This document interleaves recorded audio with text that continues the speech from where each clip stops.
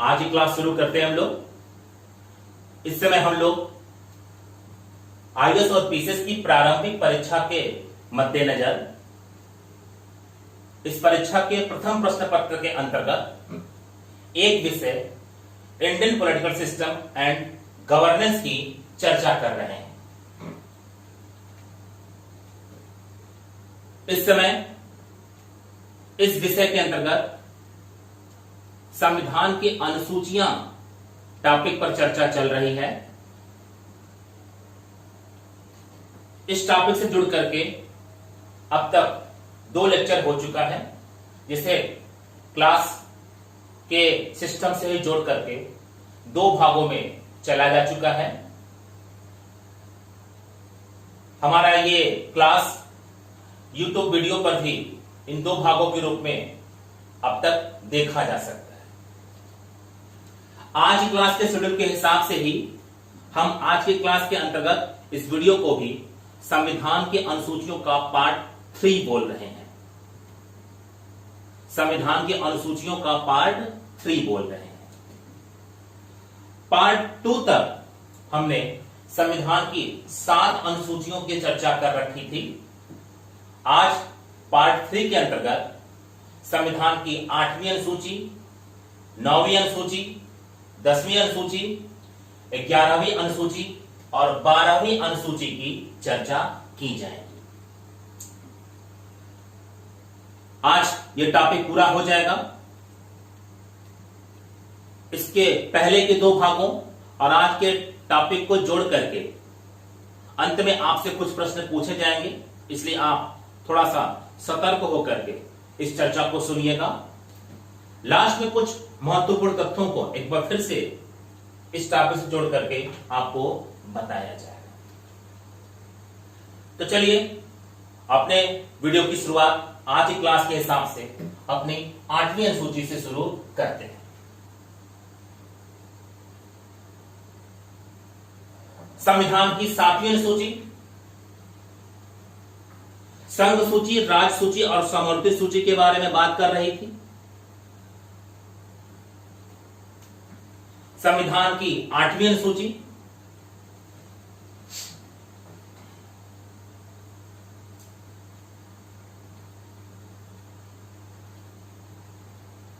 भाषाओं के बारे में बात करती है। वैसे तो हमारी जनगणना के विश्लेषण से ये तथ्य के रूप में लाया गया है कि भारत में लगभग 1950 भाषाएं बोली जाती हैं। उनमें से 121 भाषाएं ऐसी हैं जो इस देश के नागरिकों के बीच में से कम उतने नागरिकों से बोली जाती हैं जिनकी संख्या 10,000 से ज्यादा है। लेकिन इसके बीच में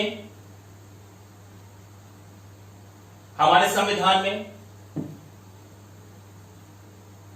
इतने बड़े भाषा समुदाय के बीच में से कुछ ही भाषाओं को संविधान में जगह दी गई। हमारे मूल संविधान का आशय उस संविधान से है जो 26 जनवरी 1950 को इस देश के शासन की व्यवस्था में पूरी तरह से लागू हुआ था। उसके बाद के संविधान में अगर कोई भी संशोधन हुआ है तो उसे संशोधन के बाद के संविधान के अंतर्गत जोड़ करके देखा जाता है, और ऐसे में संविधान में वो शामिल विषय कुछ भी होगा लेकिन उसे मूल संविधान का विषय माना नहीं जाएगा। तो हमारे संविधान में 14 भाषाओं को मूल संविधान में ही जगह दे दी गई थी। 8वीं अनुसूची का विषय भाषाएं हैं। संविधान का अनुच्छेद 344 का उपबंध 1 और अनुच्छेद 351 इन भाषाओं से संबंधित है। संविधान का अनुच्छेद 344 का उपबंध 1 और अनुच्छेद 351 इन भाषाओं से संबंधित है। मैं पहले ही बता चुका हूं कि अनुसूचियां हमारे संविधान के अनुच्छेदों का ही विस्तार है, या फिर किसी ऐसे विषय पर जो संविधान के अनुच्छेदों में यत्र तत्र संविधान के अंतर्गत बिखरी हुई हैं, उन सबको किसी एक विषय के अंतर्गत होने कारण उनको भी जोड़ करके एक जगह पर इकट्ठा किया गया।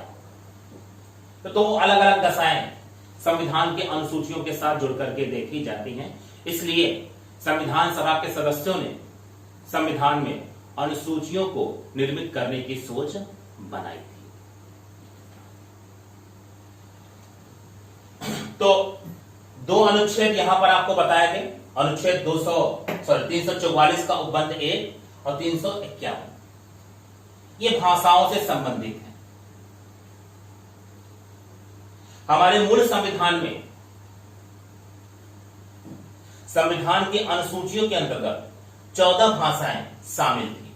ये भाषाएं कौन कौन सी थी आप उनको देख लीजिए। पहले असमिया, बंगला, गुजराती, हिंदी, कन्नड़, कश्मीरी, मलयालम, मराठी, उड़िया, पंजाबी, संस्कृत, तमिल, उर्दू और तेलुगु।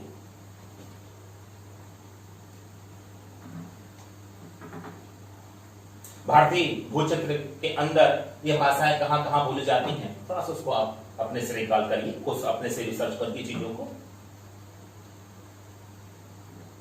समय के साथ कुछ अन्य क्षेत्रीय भाषाओं ने भी अपने महत्व को समझते हुए संविधान में अपनी जगह बनाने का प्रयास करवाया। उस प्रयास के मद्देनजर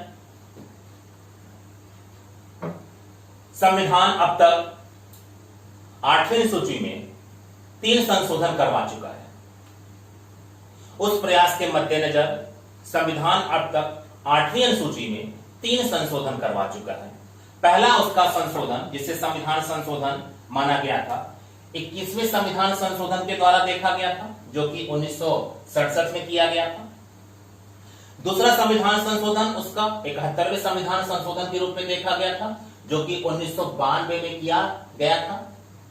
और तीसरा संविधान संशोधन उसका 92वां संविधान संशोधन देखा गया था, जो कि 2004 में शामिल किया गया था। इन 3 संशोधनों के तहत संविधान में कुछ अन्य क्षेत्रीय भाषाओं को भी 8वीं अनुसूची के रूप में शामिल किया गया था। तो उन शामिल भाषाओं को क्रमशः हम देख लेते हैं। मूल संविधान में 14 भाषाएं थी। 21वें संविधान संशोधन के माध्यम से 1967 में जिस भाषा को जोड़ा गया था वो सिंधी थी। इसके पहले जो 14 भाषाएं थी, मैं एक बार फिर से उनको आपके सामने रिपीट कर दे रहा हूं। असमिया, बंगला, गुजराती, हिंदी, कन्नड़, कश्मीरी, मलयालम, मराठी, उड़िया, पंजाबी, संस्कृत, तमिल, उर्दू और तेलुगु। उर्दू 14वीं अनुसूची में मूल संविधान में ही शामिल है। संस्कृत शामिल थी, हिंदी शामिल थी और उसके बाद की भाषाएं भी 8वीं अनुसूची में शामिल थी, मूल संविधान के अंतर्गत। 15वीं भाषा के रूप में जो भाषा शामिल की गई वो सिंधी थी। उसके बाद 71वें संविधान संशोधन के माध्यम से 3 अन्य क्षेत्रीय भाषाओं को भी 8वीं सूची में जगह दी गई। वो कौन कौन सी भाषाएं थी? नेपाली, मणिपुरी और कोंकणी। नेपाली, मणिपुरी और कोंकणी भाषाओं के नाम हैं जो भाषाएं बोली जाती हैं। नेपाली, मणिपुरी और कोंकणी। 3 अन्य भाषाएं 71वें संविधान संशोधन के माध्यम से 1992 में हमारे संविधान में जगह प्राप्त करती है। मैं फिर से एक बार संविधान कैसे आसानी से समझा जाए और संविधान कैसे खुद से भी पढ़ा जा सके, इस बात को जोड़ करके एक चर्चा आपके सामने कर दे रहा हूं। अगर संशोधन के साथ संविधान में ये भाषाओं का जिक्र हुआ है, तो संशोधन जिस पर्टिकुलर वर्ष हुआ था उस पर्टिकुलर वर्ष से पीछे का जो अगर संविधान की पुस्तक होगी तो जाहिर सी बात है उनमें इनका जिक्र नहीं होगा। लेकिन अगर पर्टिकुलर वर्ष के संशोधन के बाद से के बाद अगर कोई पुस्तक आप लेकर के आते हैं जो कि अपने पब्लिकेशन में ईयर के हिसाब से उसके आगे की है और लेटेस्ट एडिशन है वो, तो उसमें ये बातें आपको जरूर पढ़ने को मिलेगी। तो संविधान की पुस्तक अपने मूल प्रतिलिपि के बीच में भी और संशोधन के साथ अपने पूरे 22 भागों के अंतर्गत आने वाले 395 अनुच्छेदों और मूल संविधान की 8 अनुसूचियों के साथ जो पूरी व्यवस्था आपको नीतिगत साक्ष्य की दर्शा रही है, जिसके साथ देश का शासन किया जा रहा है, ये पूरी व्यवस्था आपको भली भांति समझनी है। नीतिगत साक्ष्य जो कि देश के शासन में इस्तेमाल हो रहा है विधि के रूप में, नीतिगत साक्ष्य जो कि देश के शासन में इस्तेमाल हो रहा है विधि के रूप में, विधि के अंतर्गत किसी भी विषय पर संविधान के अंतर्गत जो भी अवस्था या विचार व्यक्त किया गया है वो संविधान के अनुच्छेदों में, उसकी अनुसूचियों में और संविधान के सारभूत तत्वों के अंतर्गत संविधान की उद्देशिका में दर्ज है। आप संविधान की पुस्तक पढ़ते समय इस बात का ध्यान दीजिए कि उस समय उस पर्टिकुलर लाइन में किस विषय की बात की जा रही है। जैसे अभी भाषाओं की बात की जा रही है, विषय पहले समझना चाहिए, पहले आपको विषय समझना चाहिए और उस विषय से जुड़ करके क्या यहां पर विचार है ये आपको जानना चाहिए। आपको यह समझ लेना चाहिए कि विषय के विचारों से जुड़ करके जो पूरा सेंटेंस बना है एक विधि नीति के रूप में है और नीति और विधि के अंतर्गत विचारों से लिपटा यह विषय हमारे देश की शासन की व्यवस्था में लागू हो जा रहा है और देश का शासन ऐसे क्रमशः नीतिगत साक्ष्यों के संकलन के अंतर्गत देखे जाने वाले हमारे संविधान से ही चलाया जा रहा है।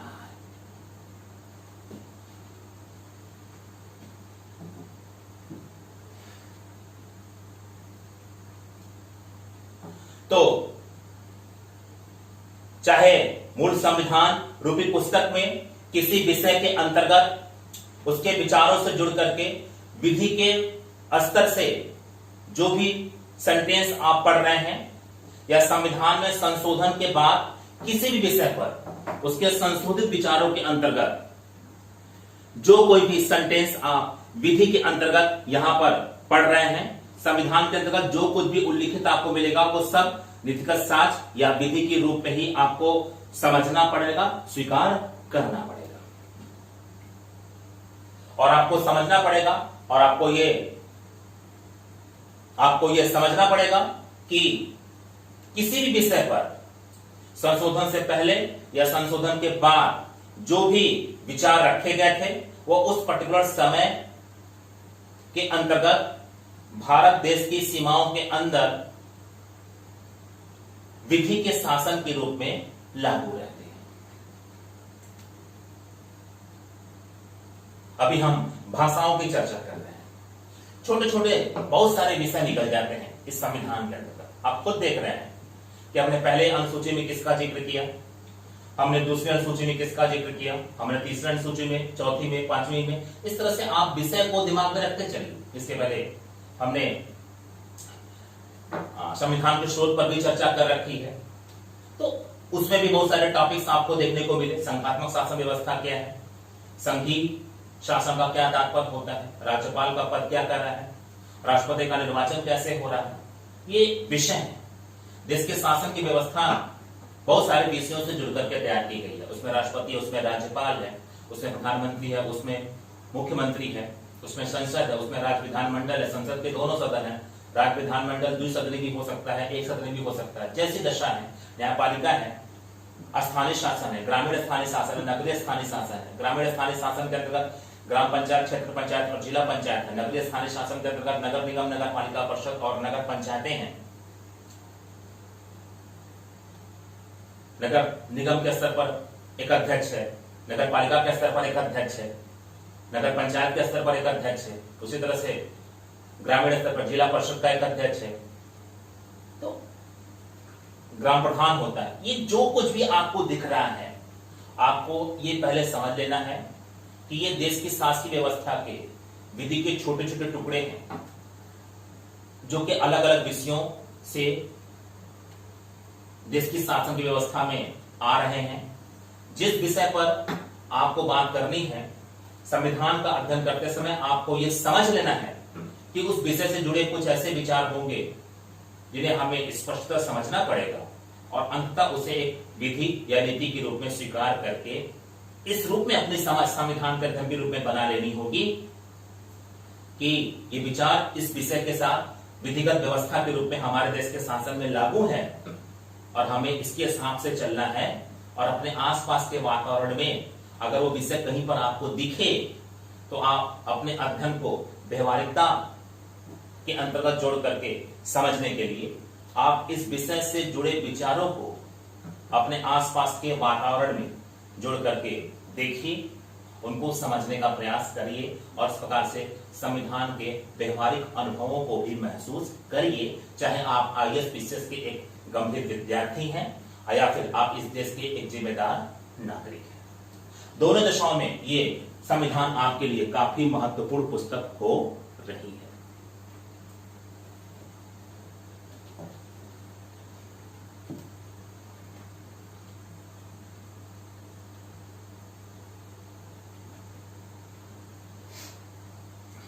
तो 3 संशोधन यहां पर आपको बताए गए। 71वें संविधान संशोधन के माध्यम से नेपाली, मणिपुरी और कोंकणी 3 भाषाओं को जोड़ा गया। इसके पहले 21वां संविधान संशोधन जो कि 1967 में आया था, उसके बाद अगर आप संविधान की उस पुस्तक को खोलेंगे तो वहां पर आपको 8वीं सूची का जब पेज खोलने का मौका मिलेगा संविधान की पुस्तक में, तो वहां पर जो भाषाएं मूल संविधान में 14 की संख्या में थी, अब उस पेज पर आपको भाषाएं 15 की संख्या में दिखेंगी और ये प्रक्रिया आगे क्रमशः आगे बढ़ेगी। और जब 71वां संविधान संशोधन 1992 में आएगा और उसके बाद जब आप फिर से आप इस संविधान की पुस्तक को नए एडिशन के साथ 8वीं अनुसूची वाले पेज पर जाकर खोलेंगे तो आपको अब वहां पर 15 भाषाएं नहीं दिखेंगी, बल्कि आपको वहां पर संशोधन के साथ 3 नई भाषाएं जुड़ी दिखेंगी और भाषाओं की संख्या आपको वहां पर 18 दिखेगी। वर्तमान में एक बार फिर से इस संविधान के 8वीं सूची के संशोधन को देखा जाएगा और 92वें संविधान संशोधन के माध्यम से 2004 में 4 और भाषाओं को 8वीं सूची में जगह दी गई। बोडो, मैथिली, संथाली और डोगरी। बोडो, मैथिली, संथाली और डोगरी। बोडो, मैथिली, संथाली और डोगरी। इन 4 भाषाओं के साथ अगर आप संविधान को सरलता से अध्ययन करते समय समझना चाहते हैं और खुद से अध्ययन को पहले एक सोच बना करके अपने से करना पसंद करते हैं, तो मैं फिर से एक बार इस सेंटेंस को आपके सामने रिपीट करूंगा कि संशोधित संविधान के अंतर्गत अगर आप लेटेस्ट एडिशन लेंगे और 8वीं सूची वाले पेज पर जो कि संविधान के लास्ट में उल्लिखित अनुसूचियों की लिस्ट में शामिल है, वहां पर 8वीं सूची वाले पेज पर जाकर के वर्तमान में भाषाओं की संख्या को उस पेज पर अध्ययन के तहत या फिर उसको जानने समझने के तहत देखेंगे तो वर्तमान में संशोधित पुस्तक में वहां पर भाषाओं की संख्या पूरी आपको 22 दिखाएगी। तो 14 वाली भाषाओं की लिस्ट भी उसमें शामिल होगी, 15वीं भाषा की लिस्ट भी उसमें शामिल होगी, शेष 3 अन्य भाषाओं के साथ जो कि नेपाली, मणिपुरी और कोंकणी था उसके साथ 18 भाषाओं की उसमें शेष 3 भाषाओं की लिस्ट शामिल होगी और 4 भाषाओं की लिस्ट शामिल होगी। तो जितनी भाषाएं आपको यहाँ पर लिखी हुई दिख रही है, मतलब अब मैं पूरी 22 भाषाओं को पढ़ दे रहा हूँ आपके सामने ताकि आपको ये भली बात समझ में आ जाए कि 22 भाषाएं किस रूप में है। असमिया, बंगला, गुजराती, हिंदी, कन्नड़, कश्मीरी, मलयालम, मराठी, उड़िया, पंजाबी, संस्कृत, तमिल, उर्दू, तेलुगु, सिंधी, नेपाली, मणिपुरी, कोंकणी, बोडो, मैथिली, संथाली और डोगरी। ये पूरी 22 भाषाएं हैं जो वर्तमान में आपके संविधान में देखी जा रही हैं। इस संख्या तक आने के लिए आपके संविधान में 8वीं सूची में अब तक 3 बार संशोधन किए जा चुके हैं। तीनों संशोधनों के नाम आपको तथ्यात्मक आधार पर जानने हैं। कौन कौन संशोधन है इसमें और किस संशोधन के माध्यम से कौन सी भाषा जोड़ी गई थी, ये भी तथ्यात्मक आधार पर आपको जानना चाहिए।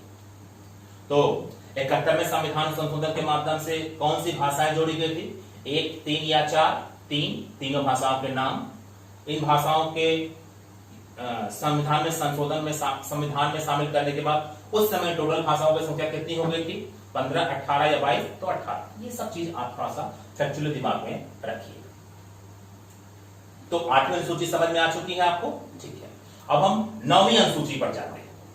मैं पहले ही आपको बता चुका हूं कि हमारे मूल संविधान में अनुसूचियों की संख्या 8 थी। मैं पहले ही आपको बता चुका हूं कि हमारे मूल संविधान में अनुसूचियों की संख्या 8 थी।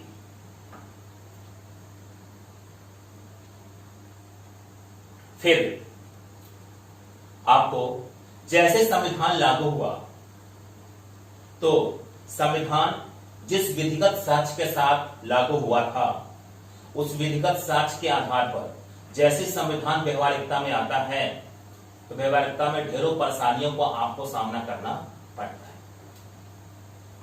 उसमें बहुत सारी विधियां ऐसी बन गई थी जिन विधियों का एक व्यक्ति के दृष्टिकोण से तो महत्व था, लेकिन राष्ट्रीय हित के दृष्टिकोण से या संपूर्ण देश को एक सूत्र में बांधने के दृष्टिकोण से ज्यादा महत्व नहीं था। और उन विधियों का जो व्यक्तिगत लाभ था उससे राष्ट्रीय हित और एक सामाजिक व्यवस्था को बनाए रखने में परेशानी हो रही थी, और इसलिए इन विधियों में किसी प्रकार का परिवर्तन, इन विधियों में परिवर्तन की मांग की जा रही थी। और जबकि संविधान में पहले से मौजूद विधि इस प्रकार किसी प्रकार का परिवर्तन न होने देने का संकेत दे रही थी, क्योंकि वो पहले विधि के रूप में मौजूद हो गई थी। तो जो भी विधि है, अगर वो विधि बन गई और आपको बता दिया गया कि अब ये विधि है, तो आपको ये समझ जाना है कि अगर उस विधि का विषय आपसे संबंधित है और उस विषय में जो विचार विधि के अंतर्गत व्यक्त किए गए हैं, वर्तमान में उन विचारों के अनुरूप आपके साथ व्यवहार नहीं हो रहा है, तो आप ये कह सकते हैं कि वो व्यक्ति इस व्यवहार में शामिल हो सकता है, या समाज का कोई वर्ग आपके साथ जो विधिगत व्यवस्था विचारों के साथ है उसके अनुरूप व्यवहार नहीं कर रहा है, या खुद शासन विधिगत व्यवस्था के विचारों के अनुरूप आपके साथ व्यवहार नहीं कर रहा है, तो आप विवादित विषय को न्याय के अंतर्गत जोड़ सकते हैं और न्यायपालिका से इसका उपचार प्राप्त कर सकते हैं। तो आपको कानून अपने हाथ में लेने का अधिकार नहीं है। आप खुद से युद्ध स्तर पर शासन के खिलाफ, व्यक्ति के खिलाफ या समाज के खिलाफ खड़े नहीं होने वाले हैं। आपको अगर बनाई गई विधि के अनुरूप व्यवहार नहीं मिल रहा है तो ये आपके साथ अन्याय हो रहा है। ये अन्याय नहीं होना चाहिए, यानी कि आपको न्याय मिलना चाहिए। आप न्याय के लिए न्यायपालिका की शरण में जाएंगे। न्यायपालिका की शरण में जिस भी विधि के स्तर पर आपने न्यायपालिका की मांग की है, न्यायपालिका के स्तर पर उस विषय के साथ जब आप जाते हैं तो ऐसी अवस्था को वाद कहा जाता है। क्या कहा जाता है? वाद कहा जाता है। क्या कहा जाता है? वाद कहा जाता है। तो विषय तो आपके व्यक्तिगत हित के दृष्टिकोण से देश की नीतियों में जगह प्राप्त कर चुका था, लेकिन हो सकता था कि शासन उस पर आपके साथ वर्तमान में जो व्यवहार कर रहा है वो संविधान में उल्लिखित उस विषय पर प्रावधानों के अनुकूल नहीं है, लेकिन राष्ट्रीय हित के दृष्टिकोण से, सामाजिक व्यवस्था के दृष्टिकोण से ये जरूरी है। आप इस बात को नहीं समझना चाहते, या आपका नुकसान हो रहा है, आपको समाज से क्या मतलब, या आपको राष्ट्र से क्या मतलब, आप न्यायपालिका के शरण में जाना पसंद करेंगे और उस विषय पर वाद के अंतर्गत न्यायपालिका में न्याय की मांग करेंगे। तो ऐसे सारे विषय जो कि राष्ट्रीय हित के दृष्टिकोण से, सामाजिक व्यवस्था के दृष्टिकोण से किसी विषय पर बनाई गई विधि से विपरीत विधि की मांग करते हैं और बनाई गई वो विपरीत विधि राष्ट्रीय हित के दृष्टिकोण से और सामाजिक व्यवस्था के दृष्टिकोण से जरूरी होती है, लेकिन वो किसी व्यक्ति के व्यक्तिगत अधिकारों को खत्म कर सकती है, कम कर सकती है। और ऐसे में व्यक्ति अपने हितों की अनदेखी के कारण वहां पर ऐसे विषयों पर बाद न्यायपालिका में ला करके न्याय की मांग कर सकता था। और इस तरह से राष्ट्रीय हित, सामाजिक व्यवस्था और व्यक्तिगत हित के बीच के इस टकराव में न्यायपालिका खुद भ्रमित हो जाती कि किसके पक्ष में फैसला किया जाए, जबकि विधि का रूप इस प्रकार से है कि फैसला व्यक्ति के हित में ही होना चाहिए। इसलिए जब जब ऐसा हो कि देश के संविधान में समाहित विधियों के माध्यम से व्यक्ति के व्यक्तिगत हितों को अगर राष्ट्रीय हित के दृष्टिकोण से और देश की सामाजिक व्यवस्था के दृष्टिकोण से अगर हमें कहीं पर कमजोर करना पड़े और व्यक्ति वहां पर इस विधि का विरोध करना शुरू कर दे, तो हमें इस विधि के संरक्षण के लिए एक व्यवस्था बनानी पड़ेगी। और ऐसे लिए विधि के संरक्षण की इसी पूरी व्यवस्था को जिस एक नए सृजित अवस्था से जोड़ करके देखा जा रहा है, उसे ही हम संविधान के प्रथम संविधान संशोधन के माध्यम से संविधान में समाहित एक नई अनुसूची के रूप में देख रहे हैं, जिसे हम संविधान की 9वीं अनुसूची कह रहे हैं। और इस अनुसूची का जो विषय है वो ये है कि इस अनुसूची में जो विषय लाया जाएगा वो वाद योग्य नहीं रहेगा। इस अनुसूची में जो विषय लाया जाएगा वो वाद योग्य नहीं रहेगा। तो इस अनुसूची को बनाने के साथ ही तत्कालीन प्रभाव से इसमें भूमि सुधार संबंधी कानून के साथ ही 13 अन्य विषयों की भी जगह बना दी गई। यानी कि भूमि सुधार संबंधी कानून और 13 अन्य विषय, जो विधि पहले संविधान के माध्यम से लेकर के आए थे, अगर उन विधियों को लागू करने से व्यक्ति के व्यक्तिगत हितों को तो लाभ हो रहा था, लेकिन राष्ट्रीय हित के दृष्टिकोण से या फिर सामाजिक व्यवस्था के दृष्टिकोण से उन विधियों को थोड़ा बहुत परिवर्तित करके लागू करना पड़ रहा था, और जिसका विरोध इस देश का नागरिक संविधान के अंतर्गत मिलने वाले उसके हितों के नुकसान के आधार पर कर सकता था। ऐसे सारे विषयों को वाद से बचाने का प्रयास किया गया और उस अनुसूची का नाम ही यह कर दिया गया कि इस अनुसूची में जो विषय रखे जाएंगे वो वाद योग्य नहीं रहेंगे। अब यह संवैधानिक प्रावधान हो गया, ठीक है। अब यह संवैधानिक प्रावधान हो गया, यानी कि आपको अपने हितों के लिए लड़ाई लड़ने का अधिकार है, आपको न्याय मिलना चाहिए। संविधान में दर्ज विधियों के आधार पर अगर आपके साथ व्यवहार नहीं हो रहा है और आपको नुकसान हो रहा है तो आपको न्यायपालिका से उपचार जरूर मिलेगा। लेकिन अगर आपके हितों के लिए बनाए गए विषयों में से ये विषय जो 9वीं अनुसूची में दर्ज हैं, इस पर आपको अगर कोई परेशानी है और आप संवैधानिक विधि और 9वीं अनुसूची में बनाए गए उस नए वैधानिक अधिनियमों के बीच में अगर किसी प्रकार से न्याय की उम्मीद कर रहे हैं, तो यहां पर आपको न्याय नहीं मिलने वाला है, क्योंकि न्यायपालिका में यह विषय वाद योग्य स्वीकार ही अब नहीं किया जाएगा। तो 9वीं अनुसूची के अंतर्गत जितने भी विषय रहे उनको अब वाद योग्य कंडीशन से बाहर रखा गया है। भूमि सुधार संबंधी कानून से जुड़ करके 13 विषयों के साथ चलने वाली शुरुआती 9वीं अनुसूची, जिसे हमारे संविधान में पहले संविधान संशोधन के माध्यम से ही जोड़ करके देखा जा रहा था। 9वीं अनुसूची जो कि एक खुद सरकार को सुरक्षा देती है, खुद शासन को सुरक्षा देती है कि आप सामाजिक व्यवस्था और राष्ट्रीय हित के दृष्टिकोण से अगर कोई ऐसी विधि बनाते हैं जो कि व्यक्ति के व्यक्तिगत हितों के साथ टकरा रहा है और आप उस जगह पर न्यायालय में खड़े हो सकते हैं, जबकि वो जरूरी था, तो आप वहां पर 9वीं अनुसूची के माध्यम से उस विधि की सुरक्षा कर सकते हैं।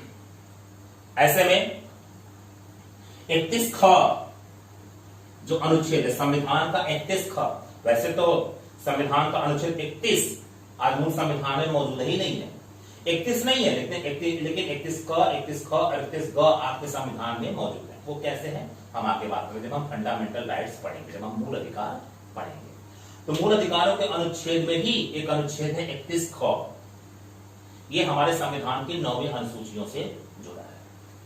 ये विषय कहता है कुछ अधिनियमों और विनियमों का विधि मान्य कर। कैसे है, हम आगे जब फंडामेंटल राइट्स में जाएंगे तो वहां पर हम इन अनुच्छेदों को पढ़ेंगे। हमने यहां पर अनुसूचियों का अध्ययन करना शुरू किया। ये अनुसूचियां बेसिकली जिस अनुच्छेदों से जुड़ी हुई हैं उन अनुच्छेदों के विषय को हम यहाँ पर नहीं खोल रहे थे, अदरवाइज थोड़ा सा ये विषय थोड़ा सा टेक्निकल हो जाता, उन शब्दावली में आप थोड़ा सा उलझ सकते थे और हमें उसको समझाने के लिए अनुसूचियों के साथ जुड़े अनुच्छेदों को भी वहां विस्तार से समझाना पड़ता। विषय क्योंकि अनुसूचियां संविधान के अनुच्छेदों का एक विस्तार भी है और साथ साथ किसी विषय पर संविधान में बिखरे नीतिगत विचारधाराओं का एक संग्रह भी है।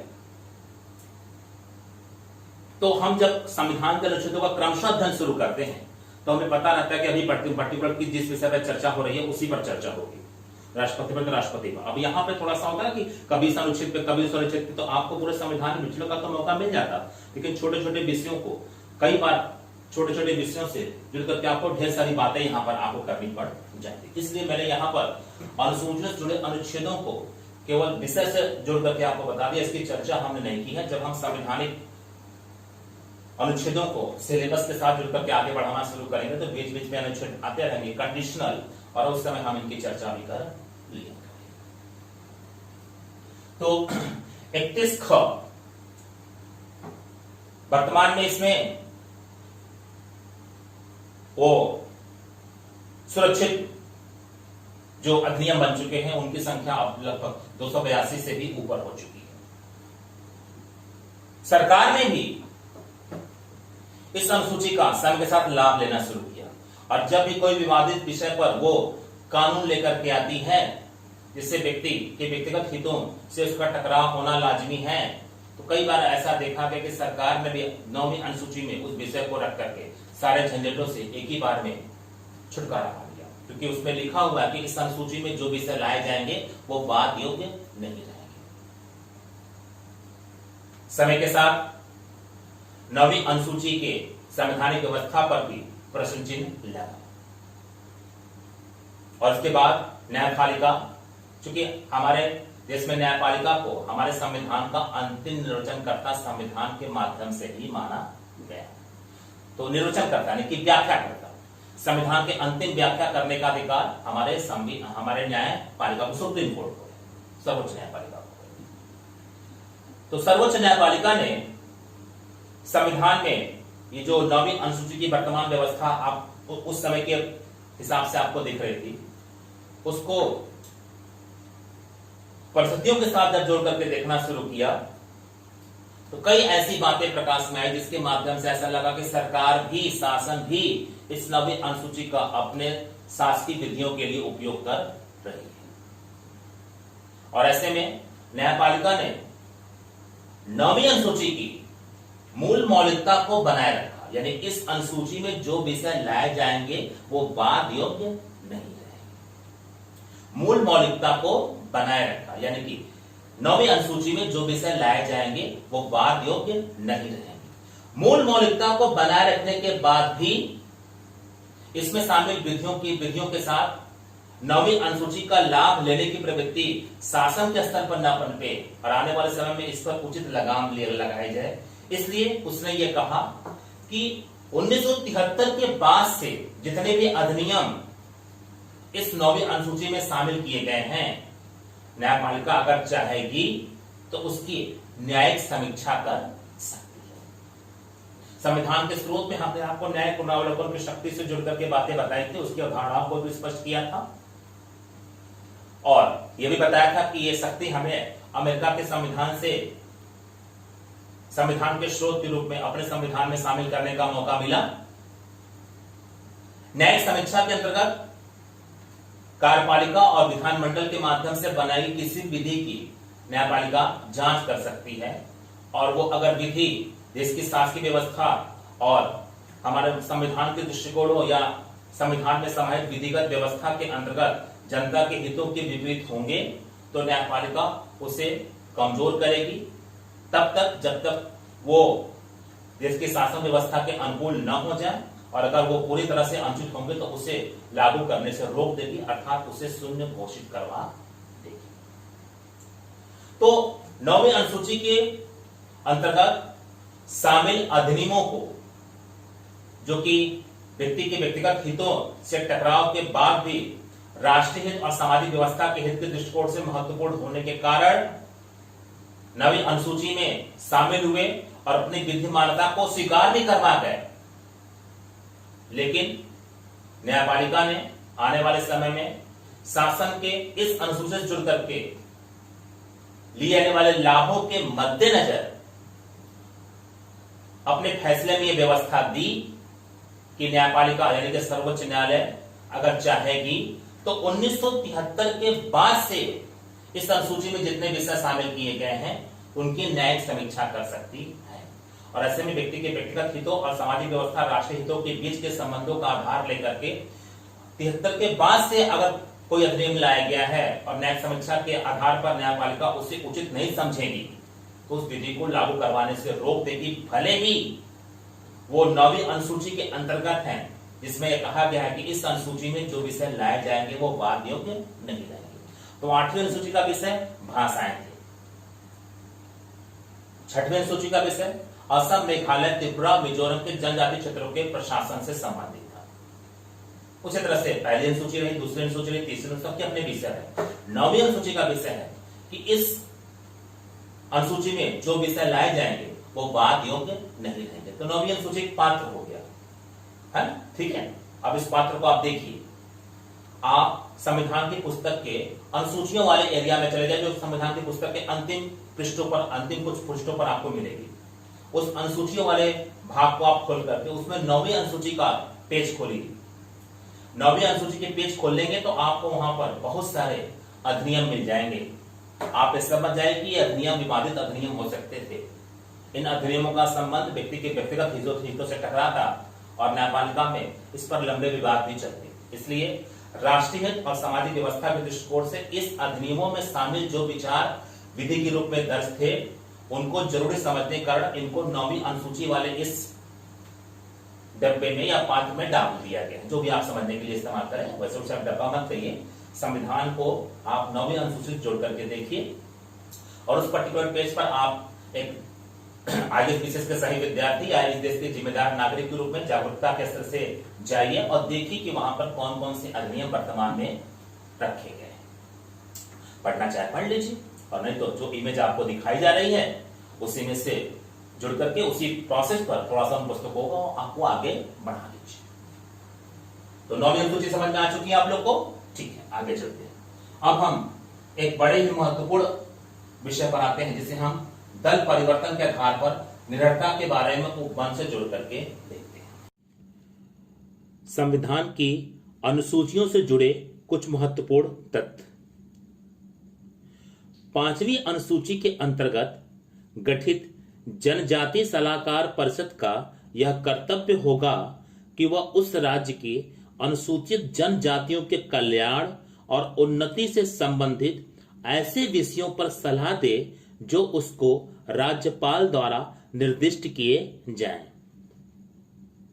अगला फैक्ट है, जनजाति सलाहकार परिषद के सदस्यों की संख्या, उनकी नियुक्ति और परिषद के अध्यक्ष तथा उसके अधिकारियों और सेवकों की नियुक्ति की रीति के लिए राज्यपाल नियम बनाएगा। अगला फैक्ट है, अब तक 5वीं अनुसूची के आधार पर 10 राज्यों में अनुसूचित क्षेत्र राष्ट्रपति के माध्यम से निर्धारित किए गए हैं। ये राज्य आंध्र प्रदेश, तेलंगाना, गुजरात, हिमाचल प्रदेश, ओडिशा, झारखंड, राजस्थान, छत्तीसगढ़, महाराष्ट्र और मध्य प्रदेश है। अगला फैक्ट है, 7वीं अनुसूची में संघ सूची में राष्ट्रीय महत्व के विषयों को रखा गया है। 28वें संविधान संशोधन अधिनियम द्वारा 2003 द्वारा इस अनुसूची में 3 नए विषय, पहला, अंतरराज्यिक व्यापार के दौरान समाचार पत्रों से भिन्न माल के क्रय या विक्रय पर कर, प्रविष्टि क्रमांक 92 क, तथा दूसरा, अंतरराज्यिक व्यापार के दौरान माल के पारेषण पर कर प्रविष्टि क्रमांक 92 ख तथा तीसरा, सेवाओं पर कर प्रविष्टि क्रमांक 92 ग को सम्मिलित किया गया है। इसीलिए वर्तमान में संघ सूची की विषयों की संख्या 97 से हटकर 100 हो गई है। 7वीं अनुसूची में एक राज्य सूची है। इस सूची में मूल रूप से स्थानीय महत्व या प्रादेशिक महत्व के विषयों को शामिल किया जाता है। इस सूची में कुल 66 विषय या प्रविष्टियां थी, किंतु 7वें संविधान संशोधन द्वारा प्रविष्टि 36 क तथा 42वें संविधान संशोधन के माध्यम से प्रविष्टि 11 यानी 11, 19, 20 तथा 29 का लोप कर दिया गया है। अतः वर्तमान में गणना की दृष्टि से इस सूची में कुल 61 विषय हैं। यद्यपि अंतिम प्रविष्टि का संख्यांक 66 ही है। यद्यपि अंतिम प्रविष्टि का संख्यांक संविधान में अनुसूचियों के अंतर्गत 66 ही है। अगला फैक्ट है, 7वीं अनुसूची के समवर्ती सूची के अंतर्गत राष्ट्रीय एवं स्थानीय दोनों प्रकार के विषयों को रखा गया है।